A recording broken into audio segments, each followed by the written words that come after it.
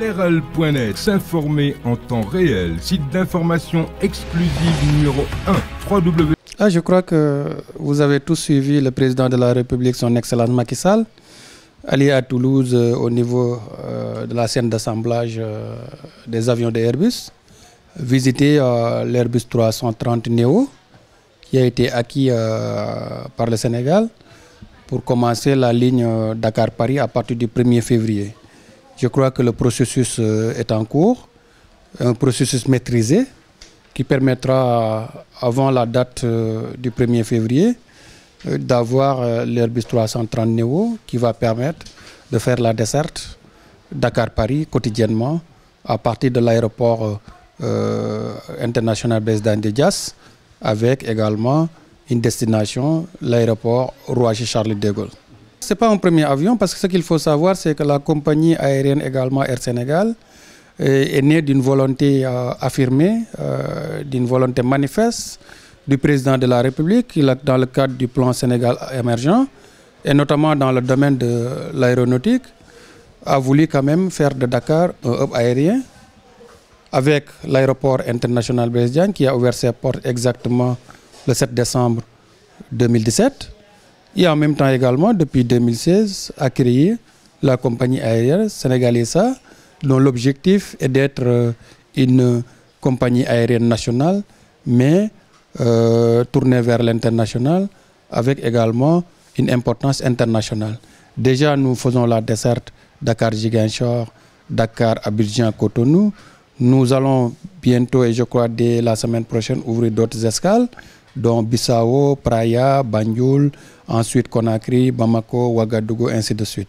Maintenant, le 1er février, ce sera la destination Dakar-Paris, qui va être ouverte le 1er février. Mais déjà, retenez que la compagnie Air Sénégal est en train de faire des desserts au niveau national et également au niveau sous-régional. Donc, c'est pour vous dire toute la volonté, tout l'engagement du président de la République, mais également de l'équipe Air Sénégal, à mener à bien ce projet-là qui est extrêmement cher au président de la République, qui en fait quand même un projet phare de son plan Sénégal émergent. Moi, chaque fois, ce que je dis l'opposition est dans son rôle.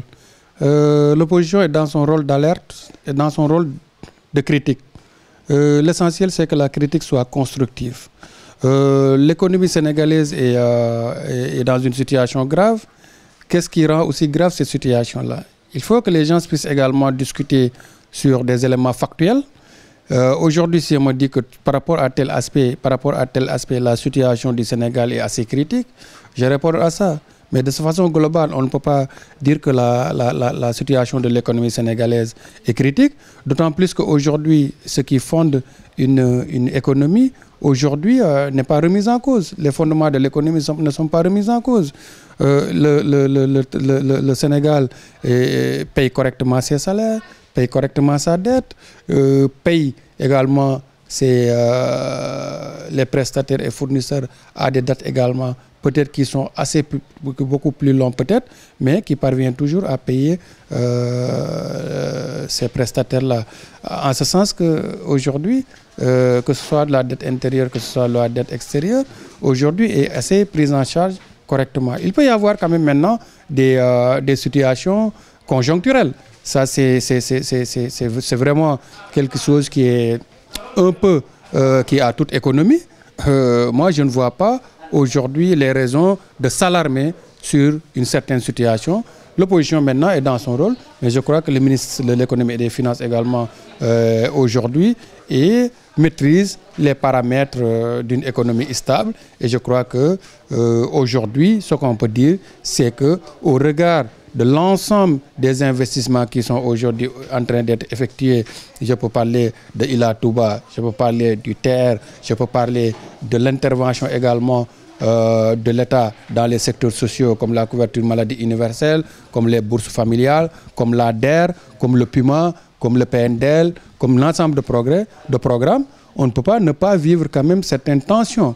Mais c'est tout à fait normal au regard des engagements que nous avons pris pour servir, pour au moins servir le secteur social, l'engagement que le Sénégal a pris également pour faire des infrastructures innovantes. Donc, de ce point de vue, on peut rencontrer quelques situations conjoncturelles, mais du moment que les fondements de l'économie ne sont pas aujourd'hui remis en cause, je considère que l'économie sénégalaise ne traverse pas des situations qui peuvent faire monter certains gens sur leurs grands chevaux.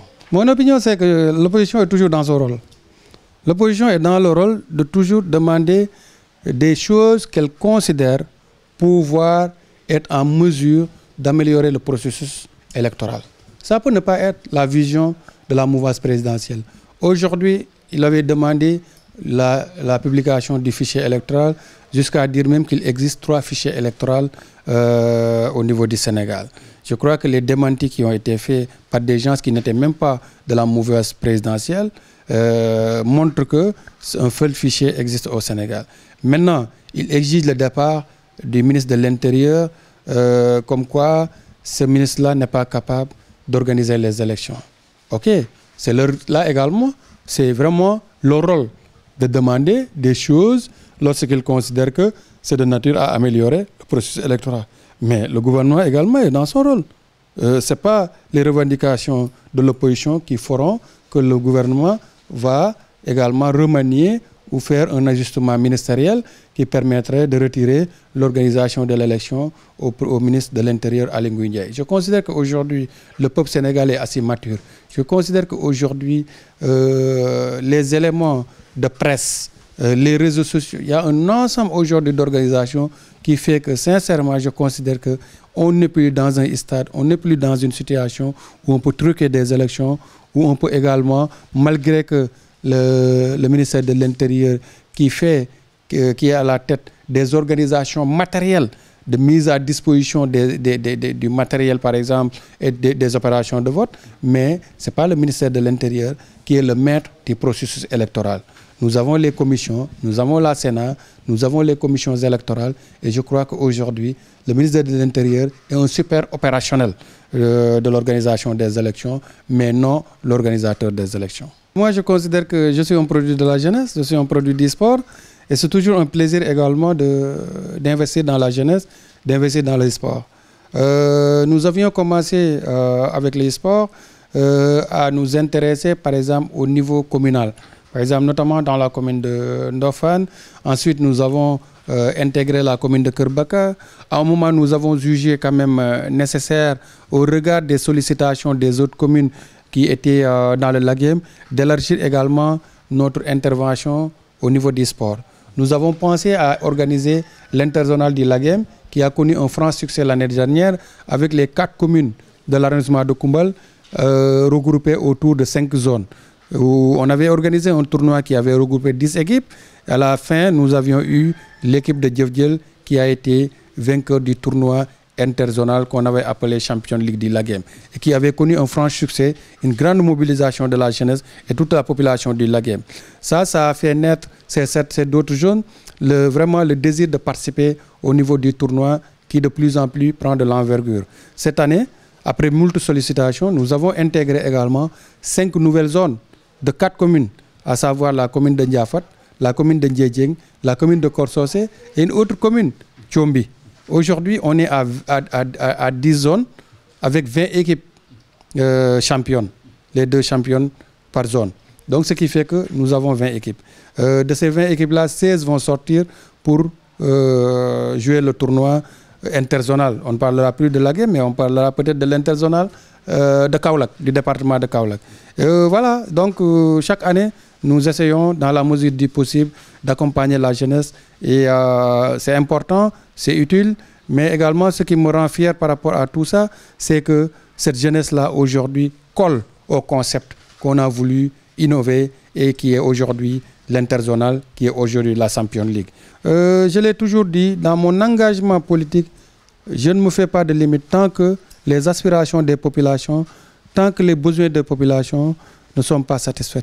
Mon ambition aujourd'hui est de tout faire pour que les populations du Laghem, les populations du département, les populations de la région également puissent sentir l'utilité quand même de notre engagement.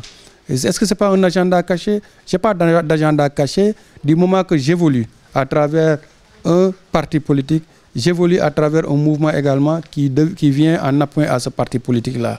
Le mouvement pour l'émergence et le développement affilié à l'Alliance pour la République, aujourd'hui est un mouvement qui est implanté, je dirais, dans tout le département de Kaolack. Maintenant, est-ce que c'est un agenda caché?